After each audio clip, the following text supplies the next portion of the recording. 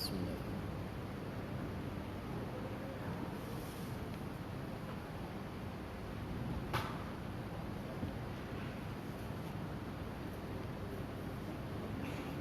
Assalamualaikum warahmatullahi wabarakatuh. A'udzu billahi minasyaitonir rajim. Bismillahirrahmanirrahim. Alhamdulillah nahmaduhu wa nasta'inuhu wa na'udzu billahi min shururi anfusina wa min sayyiati a'malina. May yahdihillahu fala mudilla lahu wa may yudlilhu fala hadiya lahu. Asyhadu an la ilaha illallah wa asyhadu anna Muhammadar Rasulullah. Wassalatu wassalamu ala asyrafil anbiya'i wal mursalin wa ala alihi wa ashabihi ajma'in. Subhanaka la ilma lana illa ma 'allamtana innaka antal 'alimul hakim. Wa la hawla wa la quwwata illa billahil 'aliyyil 'azim. Rabbi shrah li sadri wa yassir li amri wahlul 'uqdatam min lisani yafqahu qawli. Amma ba'd. Fa ya 'ibadillahi ittaqullah. أوصيكم وإياي بتقوى الله فقد فاز المتقون. وأما بعد. Alhamdulillah, kita rafa'kan setinggi-tinggi pujian kepada Allah Subhanahu wa ta'ala, dan kita bersyukur kepada Allah Subhanahu wa ta'ala kerana dengan limpah kurnia taufik dan hidayah Allah Subhanahu wa ta'ala dapat kita berkumpul dalam majlis ilmu di antara maghrib isya dengan menggunakan kitab Qanun Jinayah Syar'iyyah dan sistem kehakiman dalam perundangan Islam berdasarkan Al-Quran dan hadis Rasulullah SAW, yang mana kitab ini ditulis oleh Haji Sa'id Hadi Ibrahim, bekas mufti negeri Sabah. Qala al-mu'allif warfa'na bi'ulumihi bid-daril amin rabbil alamin. Jadi pelajaran kita pada malam ini pada tajuk pasal yang kedua. Sesungguhnya kita sudah masuk pasal yang kedua daripada kitab ini. Jadi pasal kedua pada menerangkan hukum qada. Hukum qada. Apakah yang dimaksudkan dengan qada? Qada ialah melimpahkan tuduhan zina kepada orang yang baik, lagi suci, atau menafikan keturunannya. Qada ini ada dua perkara yang disabitkan kesalahan pada qada. Ada dua perkara. Yang pertama, seseorang itu menuduh orang yang lain melakukan penzinahan, sedangkan yang dituduh itu orang yang baik, orang yang suci, dan penuduh juga tidak ada bukti. Yang keduanya, orang yang menafikan keturunan dia. Dia menafikan anak yang dikandung oleh istrinya, dia kata itu bukan anak dia. Dua keadaan ini, seseorang yang menuduh itu kalau dia tidak ada bukti, tidak ada saksi, di mana dia akan dikenakan hukum qada. Di mana hukum ini adalah merupakan hukum yang Allah Subhanahu wa ta'ala turunkan untuk menjaga kehormatan orang lain. Seseorang yang dituduh zina tanpa bukti, di mana ianya adalah sesuatu yang amat bertentangan dengan kedudukan ataupun bertentangan fitrah manusia itu. Mereka ada maruah. Maruah itu tidak boleh dicemari dengan tuduhan-tuduhan tanpa ada bukti. begitu juga seorang yang menuduh ataupun menafikan anak yang dikandung oleh istrinya bukan anaknya, bermakna dia menuduh istrinya berzina. Dan orang ini kalau tidak membawa saksi, suami yang tidak bawa saksi, ia menyaksikan penzinaan istrinya, yang mana dia akan dikenakan hukum qatl. Sebab apa? Marwah manusia itu adalah satu perkara yang dijamin oleh Allah Subhanahu wa taala melalui hukum-hukumnya. Di mana perkara ini disebut di dalam Nihayatul Muhtaj juzuk yang ke-7 halaman 139. Yang kedua, qazaf dalam jinayah syar'iyyah terbahagi kepada dua bahagian. Keterangan yang kedua, qazaf dalam jinayah syar'iyyah terbahagi kepada dua bahagian. Yang pertama, qazaf yang pesalah-pesalahnya boleh dikenakan hukuman hudud. Seperti seorang menuduh seorang yang gaib dari suci berzina tanpa mengemukakan 4 orang saksi laki-laki yang adil. Jadi keterangan nombor 2 ini adalah keterangan bagi definisi yang disebut oleh dalam kitab Nihayatul Muhtaj yang tadi atas. Yang mana jinayah qazaf, orang yang akan dikenakan hukum hudud dengan sebab menuduh orang lain melakukan perbuatan keji itu. Yang pertama, qazaf yang pesalah-pesalahnya boleh dikenakan hukuman hudud. Seperti seorang menuduh seorang yang baik dari suci berzina tanpa mengemukakan 4 orang saksi laki-laki yang adil. Seseorang yang menuduh orang lain melakukan penzinaan sedangkan dia tidak membawa 4 orang saksi laki-laki yang adil, yang sempurna juga panca inderanya melihatnya, di mana tanpa ada 4 saksi itu, di mana orang menuduh itu akan dikenakan hukum qazaf. Yang kedua, qazaf yang pesalah-pesalah yang boleh dikenakan hukuman ta'zir.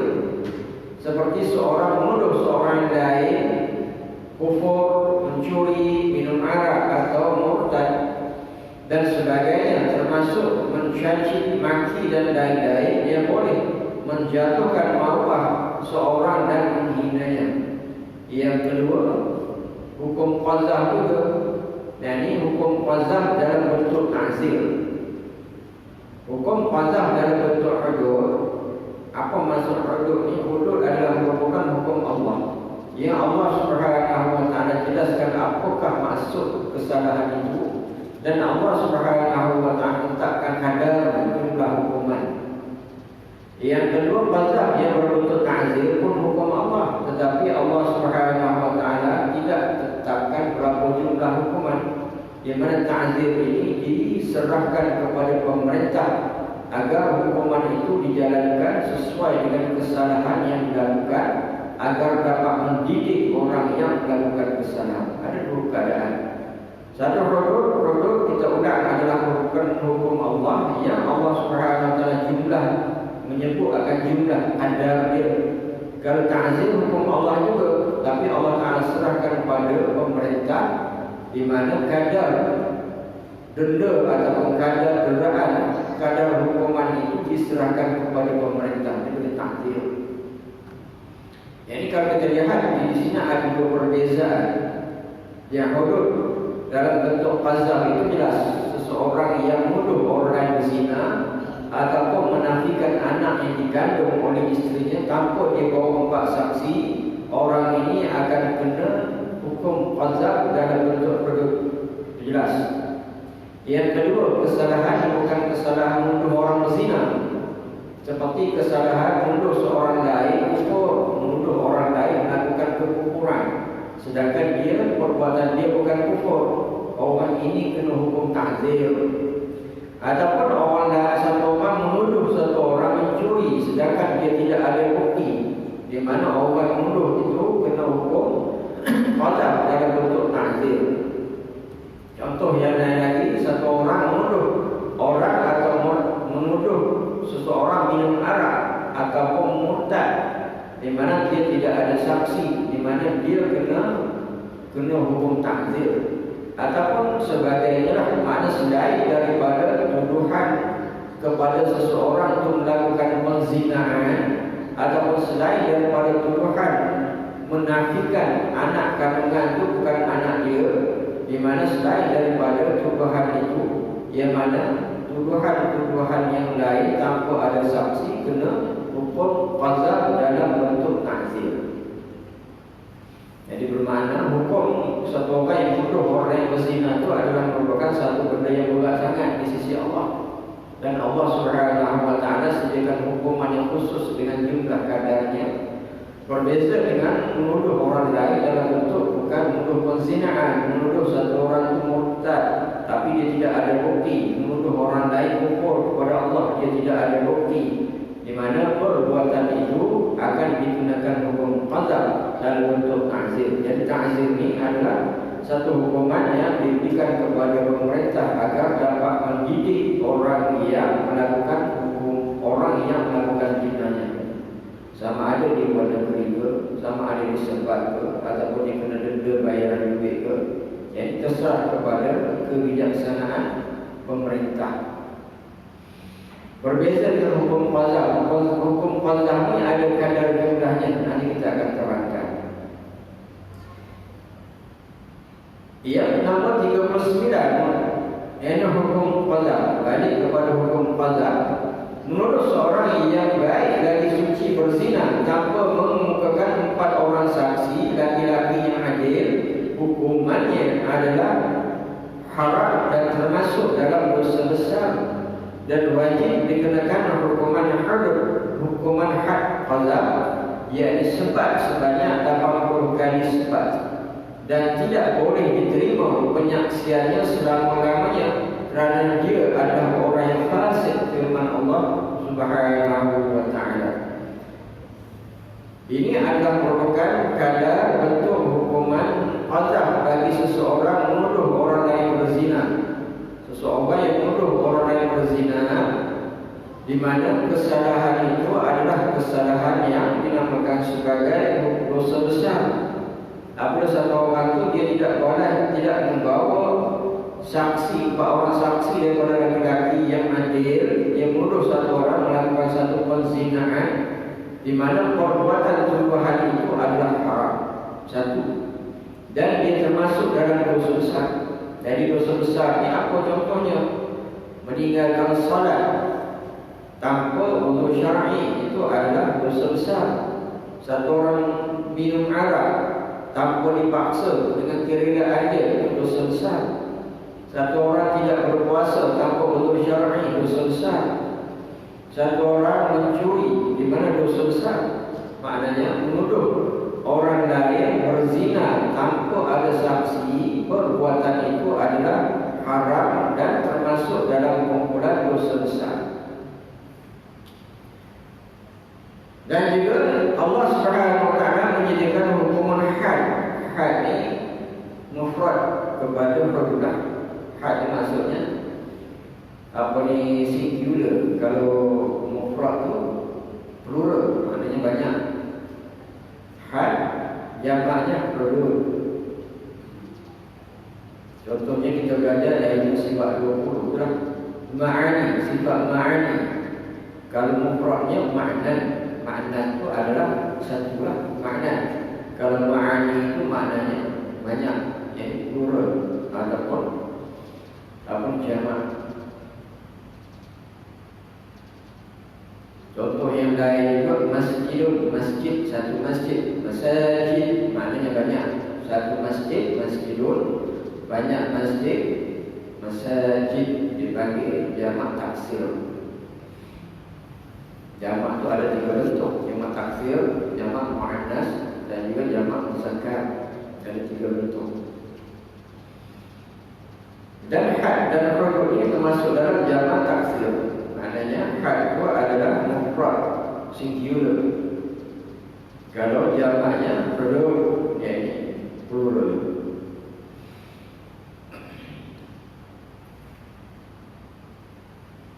Jadi orang yang melakukan kesalahan qazaf tanpa ada saksi, tidak membawa saksi menuduh satu orang ataupun orang lain berzina, dia kena hukum sebat, hukum hudud, hukum had sebanyak 80 kali sebat. Dan tidak boleh diterima penyaksian selamanya kerana dia adalah orang yang fasik, firman Allah Subhanahu wa taala. Jadi orang yang melakukan kesalahan qazaf ini, satu kena sebat 80 sebat, yang keduanya dia jadi orang yang fasik dan dia bagaimana keadaan dia, tertolak penyaksian dia selama-lamanya. Ini bahaya, tertolak penyaksian dia selama-lamanya, dia tidak boleh jadi saksi. Di mana sabit dengan firman Allah Subhanahu wa taala, "Walladzina yarmuna al-muhsanati thumma lam ya'tu bi arba'ati syuhada fajliduhum 80 jaldah wa la taqbalu lahum syahadatan abada wa ulaika humul fasiqun." Surah Nur ayat 4. Yang bermaksud dan orang-orang yang melimparkan tuduhan zina kepada perempuan-perempuan yang terpelihara kehormatannya, kemudian mereka tidak membawa 4 orang saksi, maka sebatlah mereka 80 kali sebat, dan janganlah kamu menerima persaksian mereka itu selama-lamanya, kerana mereka itu adalah orang-orang yang fasik. Ayat ini adalah ayat yang untuk muhkam. Maknanya jelas, boleh dipaham dengan senang. Ini adalah merupakan penjelasan daripada Allah Subhanahu wa taala terhadap kesalahan orang yang melakukan kesalahan qazaf dalam perkara menuduh orang lain berzina. Kita ulang maksudnya agar jadi kepahaman kepada kita. Dan orang-orang yang melemparkan tuduhan zina kepada perempuan-perempuan yang terpelihara kehormatannya, itu yang pertama. Nak jadi hukum qazaf ini dengan sebab apa? Menuduh perempuan-perempuan yang suci terpelihara kehormatan dengan tuduhan zina. Itu lebih kesalahan dia.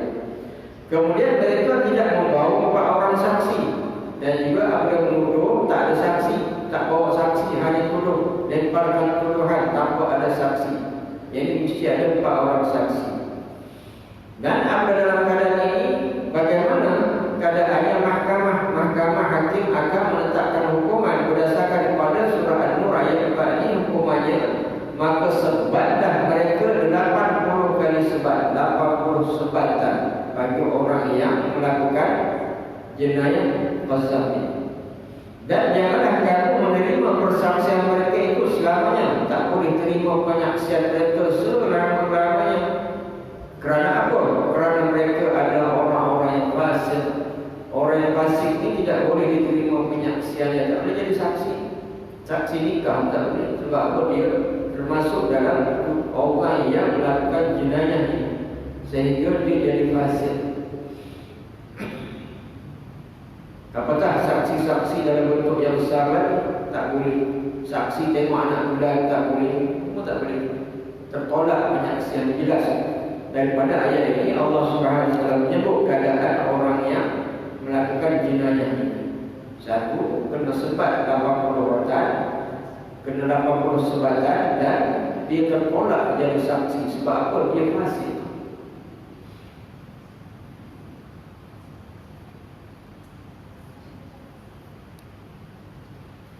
Di mana kalau kita perhatikan kesalahan-kesalahan yang ada disebut di dalam Islam itu fasik. Satu, fasik itu dosa besar, melakukan dosa besar fasik. Dan kesalahan yang atas lagi yakni munafik, orang yang dalam luarnya nampak Islam, dalamnya tidak Islam, itu munafik. Yang satu lagi orang yang kafir. Orang kafir itu jelas mereka tidak beriman kepada Allah dan tidak beriman kepada rukun iman yang lain. Sebagai orang yang kafir, orang munafik yang bagaimana? Dia Islam, rupa paras Islam, IC-nya Islam, tetapi dalamnya bukan Islam. Mungkin benci Islam, tak suka Islam, zahirnya Islam, dan munafik.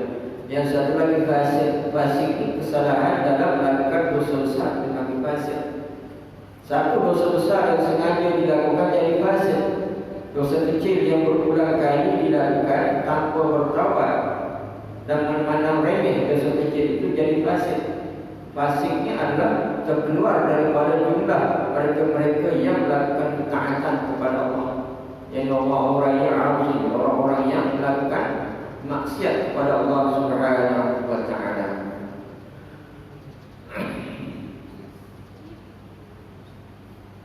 Penuduh yang boleh dikenakan hukuman had qadzaf.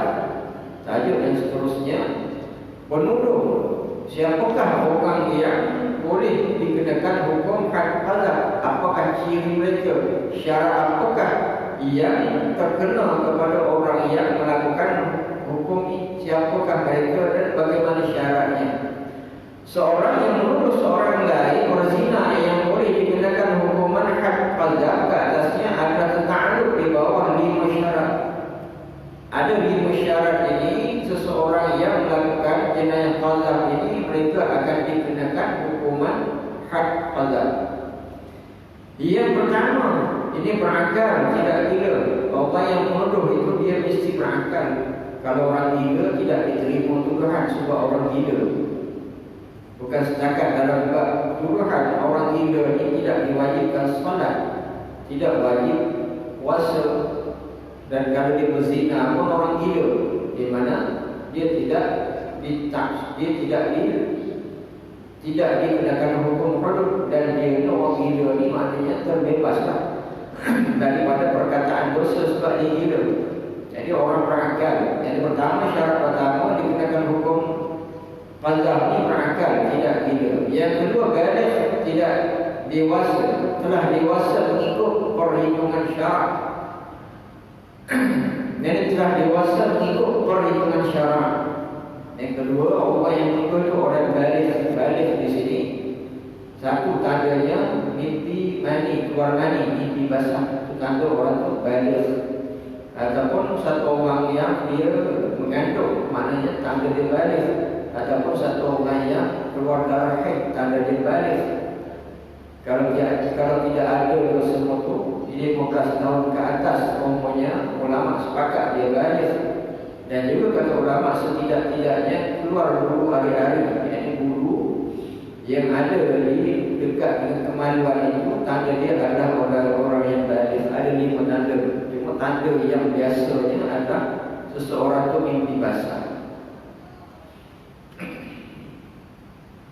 Yang ketiga, kemahuan sendiri tidak dipaksa. Orang yang melakukan tuduhan qadzaf, tuduhan zina ini dikenakan hukuman qadzaf, yakni dia tuduh bukan dipaksa, tapi dengan kemahuan dia sendiri.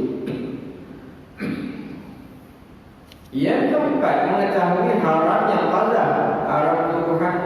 Yang keempat, dia tahu perbuatan itu adalah haram. Menuduh orang yang berzina itu adalah perbuatan haram, maknanya dia tahu. Yang kelima, bukan ibu bapa dan datuk hingga ke atas kepada orang yang dituduh. Dan ini orang yang menuduh itu bukan ibu bapanya, bukan datuknya. Ini adalah merupakan syarat. Kalau seseorang itu ada 5 syarat ini, maknanya dia apabila dia melakukan jenayah qadzaf, dia akan dikenakan 80 sebatang. Dan dia termasuk dalam golongan orang yang fasik, dan penyaksian dia tidak diterima. Artinya dia punya kesalahan dia, kesan daripada kesalahan. Yang kedua, jika orang yang menuduh itu gila atau kanak-kanak yang belum baligh, tidak boleh dikenakan hukuman had qadzaf ke atas mereka. Ini adalah berdasarkan hadis Rasulullah SAW yang diriwayatkan oleh Imam Bukhari. Jadi terkeluar daripada orang yang menuduh itu kalau dia kanak-kanak ataupun dia belum baligh, di mana mereka ini tidak boleh dikenakan had ataupun hukuman hudud. Sebab apa? Berdasarkan kepada hadis Rasulullah, di mana Nabi SAW menyebut rufi'al qalam an salasa, an khaliyyi hatta yahtalim, wal naimi hatta yastayqidh, wal majnuni hatta yafiq. Bukhari fi Sahih, yang bermaksud Allah tidak akan menyeksa 3 golongan manusia, iaitu kanak-kanak sehingga ia belum balik, orang yang tidur sehingga ia bangun dari tidurnya, dan orang yang gila sehingga ia sioman dari gilanya atau sembuh dari gilanya. Ini 3 golongan ini tidak ditulis kesalahan mereka, ataupun mereka ini tidak dikenakan hukum, tidak termasuk dalam orang yang melakukan dosa kepada Allah. Yang ini satu daripadanya, kanak-kanak sehingga dia balik. Kanak-kanak belum balik, di mana tidak ada dosa dan tidak ada pahala bagi mereka. Anak kita yang belum balik, apabila mereka melakukan benda yang baik, ibu ayah yang mengajarnya akan dapat pahala sebab dia buat benda yang baik. Dan anak itu tidak ada pahala, tidak ada dosa. Maknanya dia tidak tertulis, tidak ditulis apa-apa catatan bagi kanak-kanak itu. Dan kerana itulah ibu ayah yang akan dapat pahala, sebab dia ajar anak itu buat baik. Penting itulah kita kena ajar anak kita sentiasa buat baik. Apabila anak itu belum balik, pahalanya akan datang kepada kita.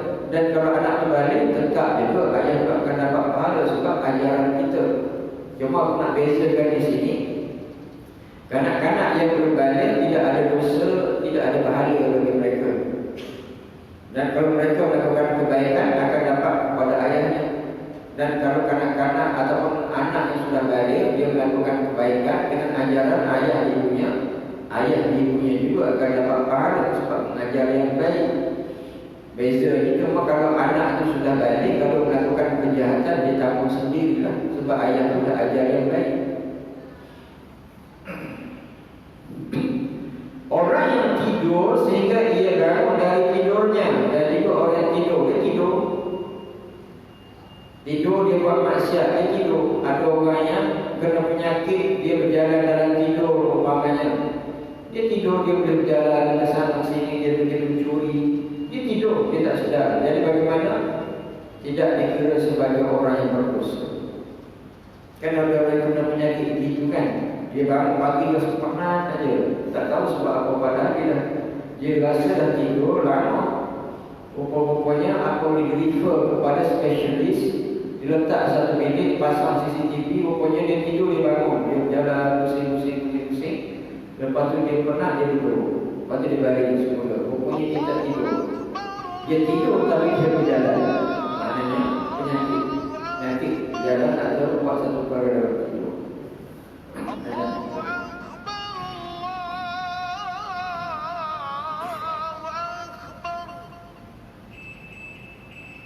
أشهد أن لا إله إلا الله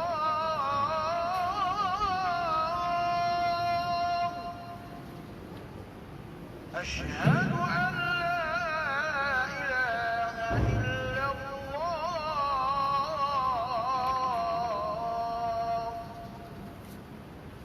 أشهد أن محمدا رسول الله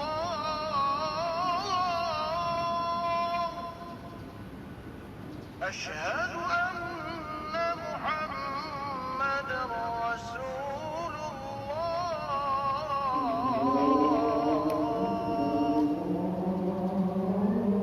حي على الصلاة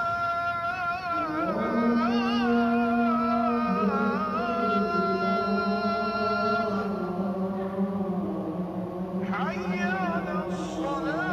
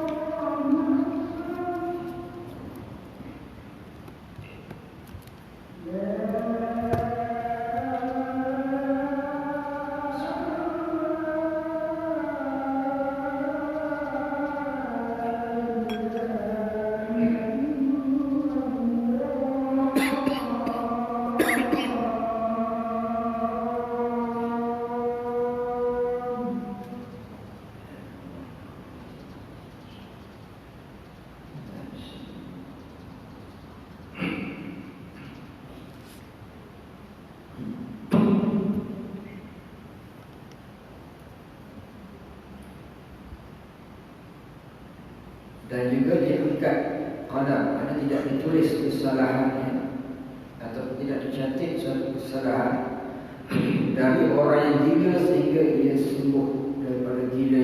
Jadi orang gila ini adalah orang yang tidak dicatat kesalahan-kesalahan yang dilakukan oleh mereka. Itu masalah di sini. Yang ketiga, seorang yang dipaksa untuk membuat tuduhan yang bukan dengan kemahuan sendiri, menuduh seorang yang lain berzina, tidak boleh juga dikenakan hukuman had qadzaf ke atas mereka. Itu sabda Rasulullah sallallahu alaihi wasallam. Dan yang ketiga, orang yang dipaksa untuk buat satu tuduhan di mana orang yang dipaksa itu tidak diterima ataupun tidak dikenakan hukuman qadzaf sebab dipaksa. Sebagaimana sabda Rasulullah SAW, rufi'a ummatil khata' wal isyan wa mastukurihu alaih. Rufi'a ummatil khata' wal isyan wa mastukurihu alaih. Rawahu Tabarani bi sanad sahih. Yang bermaksud Allah mengangkatkan, ini menghapuskan dosa umatku yang terlupa dan tersalah dan dosa mereka yang dipaksa melakukan sesuatu kesalahan. Dan juga termasuk di dalam kes orang yang dipaksa untuk membuat satu tuduhan zina kepada orang lain, di mana orang dipaksa itu tidak dikenakan hukuman. Dan juga mereka juga tidak mencatat kesalahannya sebab dia dipaksa. Satu orang yang dipaksa berbuka puasa, dia tidak berdosa. Satu orang yang dipaksa agar tidak bersolat, dia tidak berdosa. Satu orang dipaksa untuk berzina, di mana dia tidak berdosa. Satu orang yang dipaksa berbuka puasa, tidak berdosa. Tapi syarat dipaksa itu satu paksaan yang boleh mencederakan dia, ataupun paling tinggi pun atau boleh menghilangkan nyawa termasuk paksa. Satu orang datang kepada satu orang, suruh dia berbuka puasa, dia bawa pistol betul lah. Dia tembak, dia kata kalau kamu tak berbuka puasa saya tembak. Dia kata tembaklah, dia pun tembak di ke atas, kena syiring tebus. Memang kalau benar kan tidak. Tapi kalau orang itu paksa bawa pistol air, itu tak paksa. Anda tidak boleh mencederakan. Sebab paksa ini, yang masuk paksa boleh menghilangkan kemampuan anggota berfungsi, menghilangkan fungsi anggota masuk paksa, atau paling tinggi menghilangkan nyawa terpaksa. Kalau kanak-kanak datang paksa orang tua suruh buka puasa, dia tidak boleh mencederakan kanak-kanak. Umur 3 tahun datang paksa orang tua berbuka puasa, dia bawa pisau plastik, tak boleh buat apa. Kalau dia bawa pisau betul pun dia tak boleh buat apa kepada orang tua, sebab tengok keadaan. Jadi paksaan itu satu menggunakan alat yang boleh menghilangkan fungsi anggota, ataupun alat itu boleh menghilangkannya, dan juga melihat kepada siapa yang menggunakannya. Itu dalam bab qisas. Dalam bab qisas itu syaratnya. Mana dalam hadis ini bagi jelas Rasulullah menyebut Allah mengangkatkan, menghapuskan dosa umatku yang terlupa dan tersalah, dan dosa mereka yang dipaksa melakukan sesuatu kesalahan. Maknanya dipaksa, tidak diterima dia punya tuduhan itu, tidak boleh dihukum qadzaf, tak boleh dia dipaksa.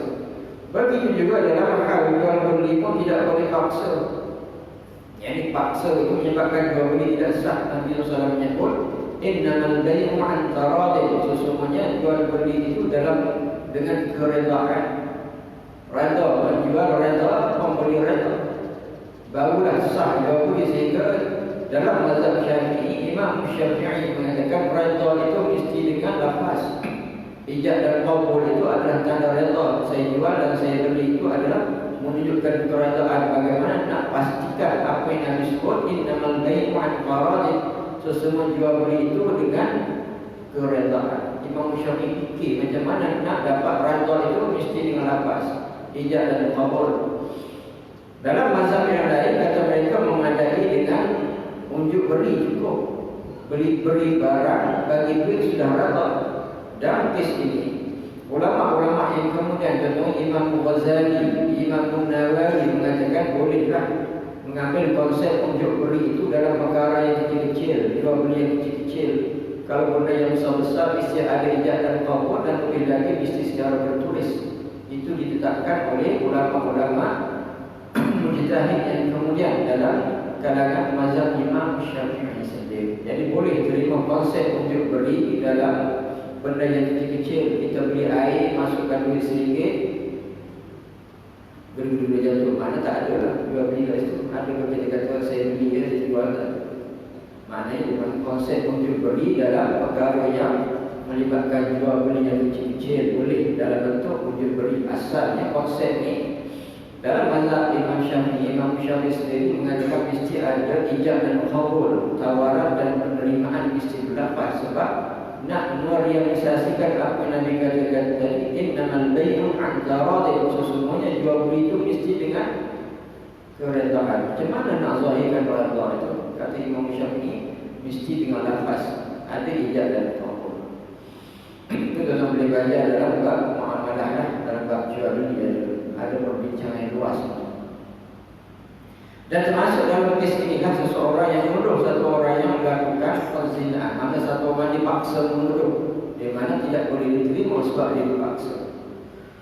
Allah mengangkat kajiannya, menghapuskan dosa umatku yang terlupa dan tersalah, dan dosa mereka yang dipaksa melakukan sesuatu kesalahan. Itu masuk daripada hadis-hadis ini diriwayatkan oleh Imam Tabarani dengan sanad yang sahih. Bagaimana nak pastikan sanad yang sahih? Ulama meletakkan ciri-ciri dia. Yang pertamanya, adanya hadis itu sanadnya bersambung kepada Rasulullah, itu pertama, dan juga perawi yang termasuk dalam golongan itu orang yang thiqah, dipercayai. Yang ketiganya, mesti dia dhabit, kuat ingatannya. Dhabit itu sama ada di sudur, dalam dada dia hafal, atau bil kutub yang ditulis di catatan. Mana dia dhabit, mesti betul dan dalam disemak sepanjang masa. Dan syarat yang lain mesti tidak ada ilah, tidak ada kejahatan pada matan hadis itu sendiri. Itu adalah di antara syarat-syarat yang hadis itu boleh diterima sebagai hadis sahih. Di mana perbahasan sahih, dhaif atau hasan itu dalam hadis yang kategori ahad. Jadi boleh belajar dalam itu.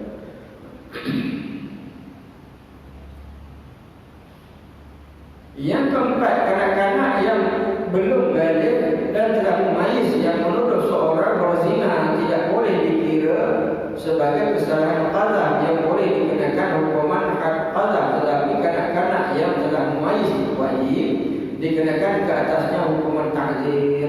Jadi kanak-kanak yang belum balik dan telah memayis, ada dua keadaan, balik dan juga memayis. Kalau balik ini jelas satu orang yang sudah sampai tahap umur yang diiktiraf dalam Islam untuk dibebankan hukum sebagai balik. Yang satu lagi memayis bagaimana tamyiz, orang yang akalnya cukup, maknanya dia dah sempurna akal tapi dia belum balik. Jadi kanak-kanak yang memayis, satu lagi dia belum memayis. Kanak-kanak yang belum memayis ini di mana tidak ada apa-apa hukum bagi dia. Kalau kanak-kanak yang sudah memayis, sempurna akalnya, apa tanda memayis ini? Kanak-kanak itu dia boleh menyelenggarakan diri dia sendiri. Dia tahu ni cemar, dia tahu ni kotor, dia boleh berpakaian sendiri, dia boleh mandi sendiri, dia tahu malu kalau tak berpakaian. Dia belum balik. Maknanya kanak-kanak itu memayis, tamyiz, maknanya akalnya sudah faham, sudah sempurna. Jadi biasanya umurnya biasa 7 tahun lah. 7 tahun itu kanak-kanak itu sudah memayis, dan kerana itulah dia boleh terima berbagai-bagai pelajaran umur 7 tahun. Islam menetapkan satu tahap memayis, tamyiz. Kalau di bawah daripada memayis itu makna tak ada apa-apa. Kalau kanak-kanak yang belum memayis, kan kalau kita bawa dia pergi umrah ataupun haji, di mana niat itu diniatkan oleh wali dia ataupun ayah dia. Tapi kalau kanaknya memayis, boleh disuruh dia niat sendiri dengan bimbingan ayah. Beza di antara yang belum memayis dan memayis sekali balik, maknanya orang itu sempurna oleh haji dia. Sebab syarat, satu daripada syarat sah hajinya mesti sebagai yang balik. Jadi kalau kanak-kanak yang belum memayis, kalau kanak-kanak yang sudah memayis tapi dia belum balik, dia menuduh orang lain melakukan zina, tapi tak ada saksi, bagaimana dia? Hendaklah dia dikenakan hukum ta'zir. Hukum ta'zir ini kena dilakukan oleh pemerintah untuk agar kanak-kanak itu tidak menuduh orang lain dengan tuduhan begitu. Yang kelima, orang yang tidak mengetahui haram qazaf tidak boleh dikenakan hukuman had qazaf ke atasnya, kerana di antara syarat orang-orang yang menuduh seorang itu berzina yang boleh dikenakan hukuman had qazaf yang disebutkan dalam perkara 40. Ceraian yang keempat ialah orang yang mengetahui haram qazaf. Dan itu kalau orang tak tahu hukum qazaf, dia tuduh orang yang berzina tapi tak ada saksi, tapi dia tak tahu hukum dia. Dia tanya, kamu tahu tak hukum apa? Hukum apa hukumnya? Tuduh orang tak boleh. Kena ada hukum lah. Dia saya tak tahu hukum, cuma saya nak tuduh aja. Saya dengar-dengar orang cakap, maknanya orang tu dia jahil. Orang jahil ni memang tak ada kena hukuman. Hukumannya wajib dia belajar. Orang jahil hukumannya hukuman wajib belajar.